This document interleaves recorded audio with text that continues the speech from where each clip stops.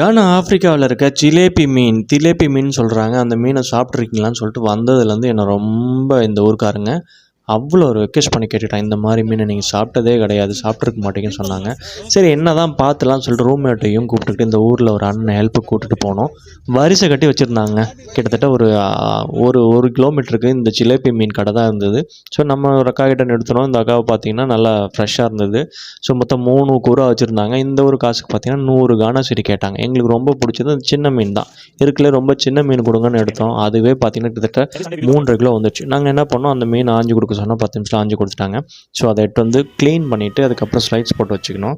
தேவையான மசாலா எடுத்துக்கிட்டோம். அதாவது மிளகு, மஞ்சள், உப்பு, இஞ்சி பூண்டு பேஸ்ட்டு, பெருஞ்சீரகம் இதெல்லாம் போட்டு அரைச்சி மீனில் அப்ளை பண்ணி கிட்டத்தட்ட ஒரு 30 நிமிஷம் நாங்கள் ஃப்ரிட்ஜில் வச்சுட்டு அதுக்கப்புறம் அதை எடுத்து நாங்கள் வறுத்து சாப்பிட்டோம். ஐயோ, உண்மையாகவே அவங்க சொன்னது உண்மைதாங்க.